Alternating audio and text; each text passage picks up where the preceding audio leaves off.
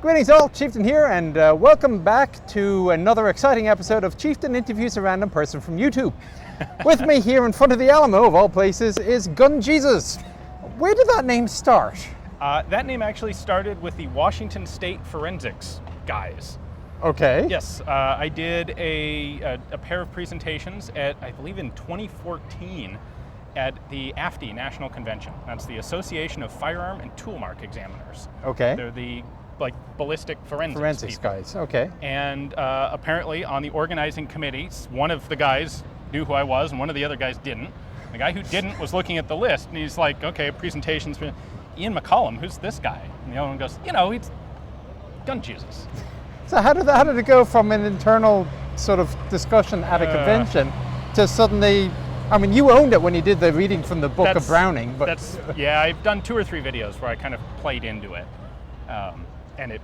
I think it was independently coined by a couple other people as well. But the first place I ever heard it was the AFTI convention in, I think 2014 it was. So what were you presenting on? I did one presentation on proof marks. Okay. And one presentation on loading devices, the history of loading devices. It's fascinating, absolutely thrilling. I'm sure it is. I'm just not quite sure how frequently a 19th century loading device is required at ballistics. Not often, but background, continuing education sorts of material for these guys. All right. So let's talk about the YouTube channel. So this is my unproven philosophy, is that to be successful on YouTube, you got to have a point of differentiation. For what I do, I don't think there's many other tankers that do tank videos. No, there really don't seem to be. There are a lot of firearms channels, however. So how did you decide to differentiate yourself? Do you even agree with my premise? I sort of agree with it. Having a point of differentiation is good, but I think what's more important is having interesting content. Okay. It honestly kind of surprises me that there aren't more people doing the sort of thing that I am doing. They probably realize you're already doing it, so what's the point? But I don't have all the answers. I certainly don't have access to all the guns. There's certainly space for other people. See an Arsenal is a fantastic example. What differentiated me at first is I focused on, I'd say 2 things. I focused on older firearms, not things that were in current production. Okay. And I was focusing on the history of the guns. Not, here's this unusual Mauser, let's see how it shoots. But here's this unusual Mauser, where did it come from and why, and what's the story behind it? So I think my ability to do this well has come as much as anything from a continual focus on learning more and building a library as much as anything else. So your current Forgotten Weapons format of, okay, here's the gun, here's the background, let's disassemble it. Was that from the very beginning, was that planned, or did it just kind of evolve into that? It started as just disassembly. Okay. Because when I started Forgotten Weapons, it was just a blog. It was a website. In fact, I wrote the first version of it in Notepad, in HTML in Notepad. And I started doing video because it was very difficult to write a description of how a firearm worked. Okay. Like, here's a Schwarzlose blow-forward pistol. How does it work? Well, if I just turn on a camera and take it apart and show you, makes it a lot easier. Way easier than trying to write. And if you read with diagrams and if you read old gun books where they're trying to describe weird guns and their mechanics in text, it's often very difficult to really parse through unless someone's a really good writer. So I can write up the history easy, and then here's some video of me disassembling the thing. Okay. And I put it on YouTube because at this point I'm paying for bandwidth. I'm hosting my own website. Yeah. I can't afford to pay for video kind of bandwidth. This is 2010, 2011. But hey, here's YouTube, and they'll host it for free, like suckers. So the whole monetization aspect of YouTube wasn't even a thing at that point. The monetization of it was I don't have to pay for my own bandwidth. So at what point then did it take a life on its own? You realized that you actually had a hit? I don't know about realize I had a hit. Where it took off was when I was able to start doing more video, which really started when I started working with Rock Island, the auction company. Yeah. Because they put enough guns together in one room that I could show up and film 3 weeks worth of material in one stretch, and then post a bunch of videos. So. Okay. Where do you stand on the caliber wars? I think they're largely irrelevant. basically, in general, as you decrease the caliber or size of the bullet, you decrease the amount of time required to make a follow-up shot, and you typically increase the amount of ammunition available. If you're talking about rifles, Yeah. I really think there is the increase in amount of ammunition that can be carried, and I'm assuming we're talking about a military perspective here. The additional ammunition, doubling the ammunition load or capacity, is far more valuable than increasing the impact of the projectile. And you'll see that actually in tanks it's the same way. If you look at the history in the archives of, oh, we need a bigger gun. Oh, so hang on a second. If you need a bigger gun, you're going to carry less ammo, Right. and the round will probably be slower, maybe less accurate. And there was a great resistance for going up in caliber just for that exact reason. That's funny. I would have assumed that because you're always shooting at something armored, there is a very real benefit with a tank to having a more powerful round, isn't there? The requirement is will it punch through what it needs to punch through.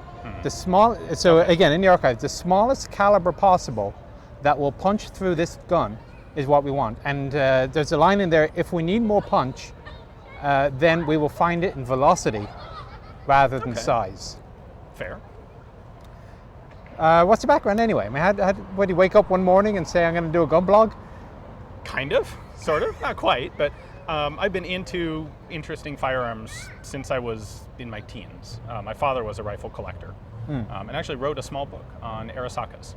Okay. And so that was my introduction to it. And when I got almost even in high school, I started getting more interested in unusual stuff. Like if everyone has one, well, it's kind of boring. Okay. The interesting stuff is the weird stuff. I can see that. Find. I can see that. By the time I'd gotten out of college, I started hanging out with some guys who had some pretty cool gun collections and basically just keeping my ears open a lot. And I was that kid at the machine gun shoots who would carry all the ammo for the old guys who had all the machine guns. In the hope that they'll let you send a burst down range. Yeah, or even just because, hey, it's fun to be there, and once you show up, like, guess what? You just volunteered. Tank museums work the same way, I've noticed. I'm not surprised, yes. So yeah, it just kind of evolved from there. Are you a collector yourself, or do you just look at everybody else's stuff? No, I'm definitely a collector myself. My own focus is French military rifles. I was going to ask you about it. What is this about you going around hassling everybody for French Trente de Long? That wasn't me that created that meme, obviously. Someone did. It came about because I went and bought a French Moss 38 submachine gun. Okay. Which is chambered for the 7.65 French long. Okay. Which is used in all of 3 firearms, that submachine gun and 2 pistols, 2 World War II era pistols. And nobody has ever made new production ammunition for it. I can't imagine why. You know, to be fair, like 8mm Nambu is also like 3 guns ever, but... A lot more of them, though. No? No? Fewer, actually. Really? Probably, yeah. Now, maybe more of them survived here in the U.S. Okay. I think it has been one of those cartridges that is ripe for someone making ammunition. Because there are plenty of those 1935 A&S pistols around that use it. But I have a couple videos up of me attempting to get my submachine gun running with the few available options for ammunition that are out there. Now this has all changed very recently because Starline started making brand new purpose-built 7.65 French long brass. And this is because of the meme. They all saw that there was high demand. Ian needs his ammo. I would like to think that I had something to do with it because I did pester them about it at SHOT Show like 2 years in a row. But the fact is, the reason I'm pestering them is because I think it's a viable market reality. So they don't need me to be the reason for it. Yeah. But maybe if I brought it to their attention, that would be... Well, you'd be surprised. So in the modeling world, scale models, one of my other hobbies or vices, depending on what way you want to look at it, there is a lot of models that now are only being made, like the M103. You couldn't get the M103 American heavy tank in injection molded plastic, cheap, until after World of Tanks had come along, and suddenly everybody knows, oh, the T29E3, suddenly there's an affordable model kit. The T28 Super Heavy, there's suddenly an affordable model kit, because the model manufacturers are realizing there actually is a demand out there, and it was the internet that brought the fact that there was demand to the attention of the manufacturers. That's cool. Now, I realize that the M103 model is not well regarded in many circles. That's beside the point. The fact is that they made it, which is a step in the right direction. So, do you Do you take a political position anywhere in gun control law discussions, or do you just stay the hell away from it? I stay away from politics online. I have wise choice. I fully agree with. My purpose is to preserve the history and the mechanics and the knowledge. I have an audience that is very international. Just barely over 50% of my audience is in the United States. So it's almost a 50-50 split. So frankly, true, but I mean, you go to a Ukrainian gun, and all of a sudden everybody in Ukraine is coming to your channel. It is kind of funny when I do a gun from a particularly small country, I will get an influx of people in the comments going, "Wow, I never thought I'd see something from my country on here." Yeah, that's fun to do sometimes. Do you have a favorite in your collection? No, That's not French? It's not. It's too hard of a question, you know. Frankly, Which of your children do you love most? Kind of, yeah. I'm particularly interested in novelty. So that's kind of what drove my interest in the subject matter in the first place. So when I get something cool and new, that's the one I'm most interested in. But then, you know, after a couple months, like, oh yeah, that's there, and ooh, look at this new thing. So why did you choose to do a book on French rifles? Because there wasn't one out there. So okay. Really, actually, the couple of reasons I chose to specialize in French rifles for my own collecting, there was very little written in English. Okay. There are a couple, like, there's a book on the French semi-auto rifles. Okay. There's some books on French pistols, but not a whole lot else, which meant not a whole lot of people knew much about them. They aren't particularly appreciated. There is, you know, of course, running memes about the French military dating back to the 50s in the U.S. Which are completely false, by the way. They really are, yes. But this led to the guns being undervalued, and no one was really trying to get them. And there aren't actually all that many of them in the U.S. There haven't been a lot. There have been a few specific models that got imported in bulk. Are there any are there any anywhere in France even? I mean, we have more of them here today than they do in France. I believe that. Yeah. They had some weird laws in France up until about 2012 that severely regulated military calibers. And so unfortunately, a lot of the guns that survived in France were either underground, which was a lot of them, or converted, like 8mm Lebel rifles converted to 348 Winchester, 7.5 French converted to like 30-284, basically cartridges where it took as little change as possible to the chamber to turn it from a military cartridge to a civilian cartridge, just so that the guns were a lot easier to legally own. And it's really a shame that a lot of historic French firearms in France got being converted as a result. Fired up like that. Yeah. Okay, I can see that. Fortunately, it's not the case for ones that made it over here. So how much time do you spend on the road? I mean, you're here in Texas, in case in point. Not less than a quarter of my time, and sometimes as much as half. Wow. Half is a little too much. How does your family take it? My wife is occasionally happy that I leave for a little while. Mine isn't. She doesn't have to hear about the latest Berthier for a couple days. All right, so in all your traveling, any weird places people recognize you? Yes, yeah. Probably the weirdest is I did some filming in Malta. Okay. And I got recognized on the ferry from Malta to Gozo. Gozo being the little tiny side island. Malta's the main island, and then there's also the little dinky island of Gozo, and then there's even a third one it's like 100 yards square. Yeah. And there's one wrecked building on it, like it's not inhabited. The two main ones are Malta and Gozo. And so we took an afternoon to go over to Gozo. In fact, we went over to Gozo to do some shooting. And I got recognized by a random guy on the ferry. That's probably about the weirdest one. My wife hates it when it happens in her company. It's kind of like, oh, I'm going to ignore you now, wife, and I'm going to talk to the fan for the next 20 minutes. Sorry, it's what business. You do. It's part of the job. All right, so I presume you do a lot more interviewing than you get interviewed. Yeah, actually I do. Is there anything that you really wish you could put out there and you just haven't found a good opportunity to do it? You didn't prep me with this question. Not anything. No, this is completely unscripted. We're just rambling on here. It is, yeah. Not that comes to mind. Buy my book. And mine. Crass no, wait, this is my channel anyway. He should be a lot less embarrassed about plugging the fact that he has a book on American tank destroyers that you should absolutely get. I can't think of anyone who would be more qualified to write it, who's still alive. Yeah. So to go on to the future then, where's Forgotten Weapons going? I mean, eventually you're going to run out of guns. Eventually, perhaps, but there's more than when people say that, I think they underestimate just how many are types are out there. Yeah. And I suspect you see it a little bit in tanks as well, where you think, and I'm going to do my best. See, I'm not a tank guy, but I'm going to do my best to make an analogy here. Okay. Like, you look at how many tanks are there? Well, there's the Sherman.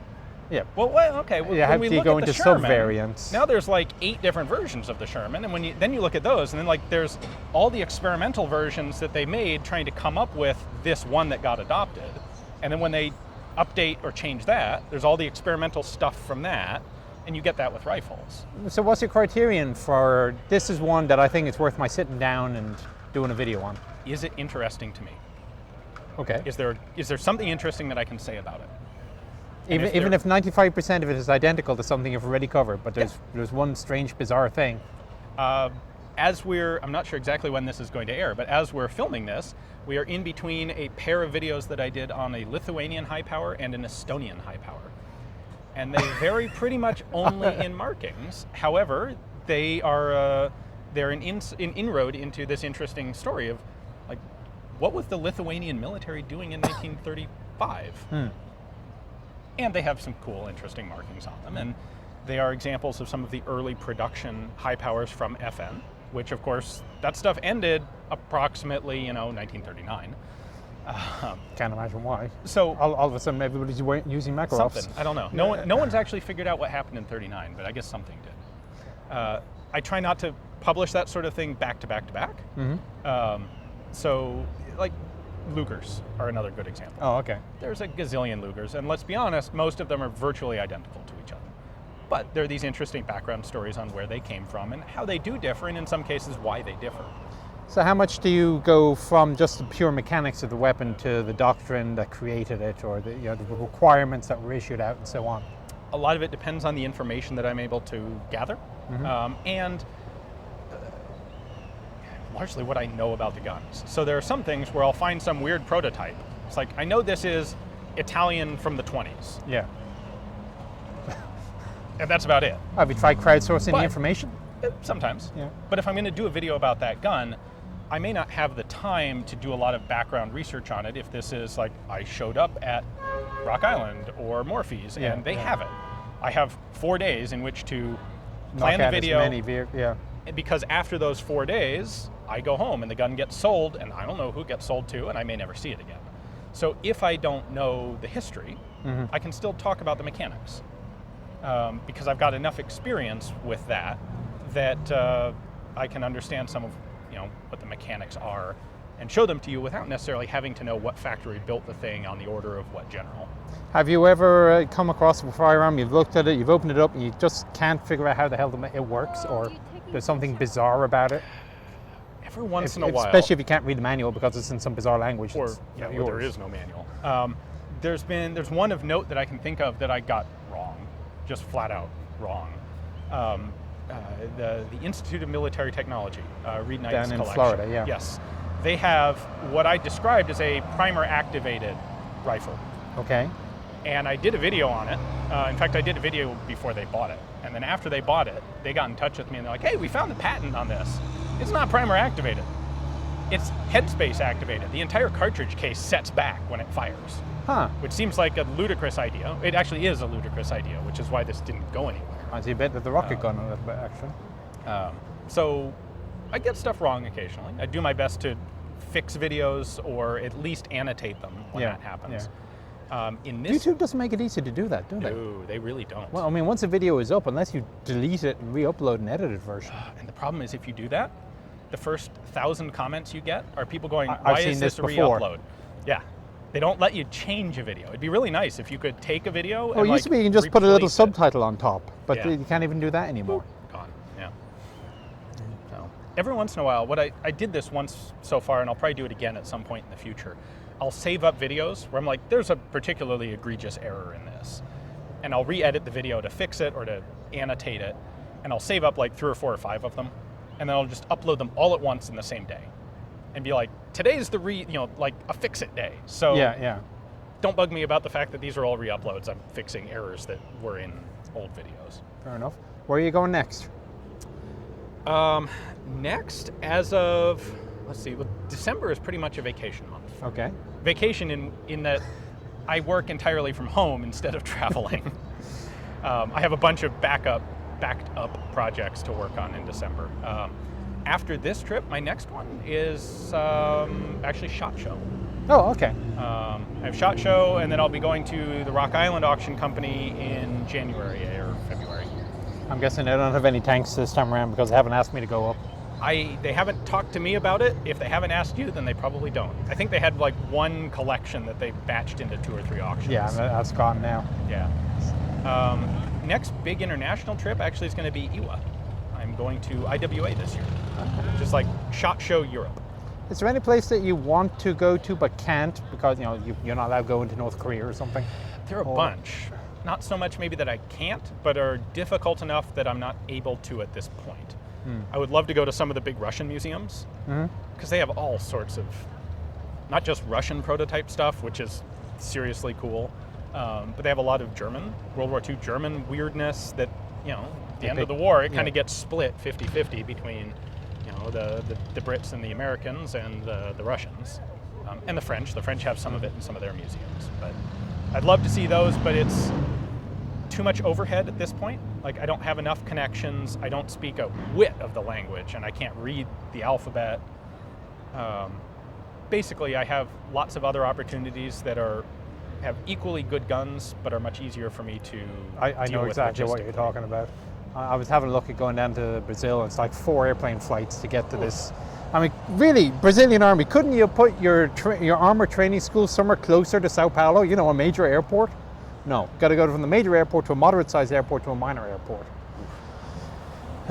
And of course the wife wants to go along. We said, look, that's 24 hours on the airplane and you got a 2-year-old.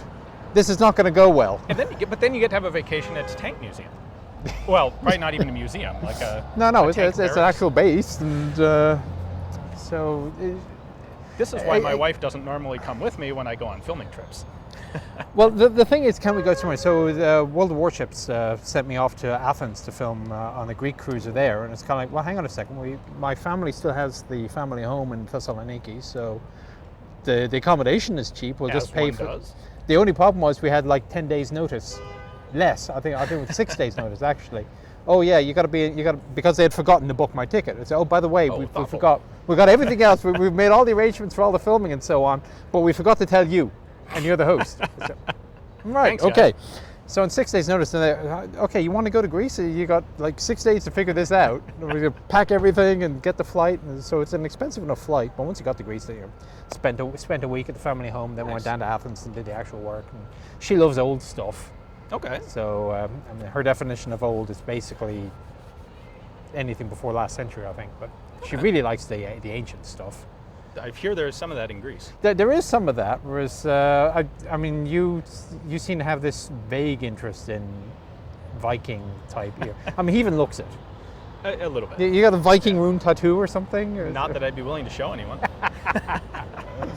Now everyone will assume I do. Thank you.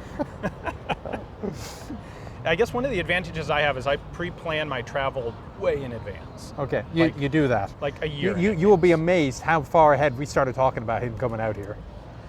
Yeah, the problem is I try to be about a year in advance for major trips because I need to have enough time at home to do editing and research and all of the other stuff that goes into Forgotten Weapons. I always never know where I'm going 2 weeks ahead of time.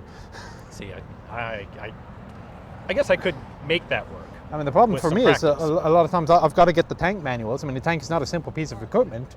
I can usually make educated guesses.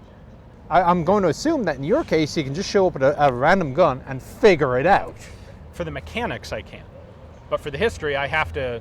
The problem is my library at home is better than any library at a collection that I go to, for the most part. And so I really have to have the time in advance to know what am I going to be looking at, find the best sources, and find as much information on it as I can, take notes before I head off on a trip.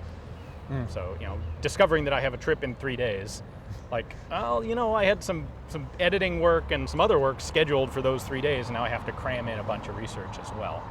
I prefer being able to say, okay, I'm going to go to this auction house on this week, so the week before is dedicated to what do they have and what do I need to know about it. Gotcha. All right, I think we're starting to run out of things to talk about. My watch is completely screwed up. It says it's 10 p.m., which can't be right. I don't think so. No, all of a sudden it's gone back to 5:15, which seems a bit more reasonable. It's getting a little dimmer, but it's not that dark.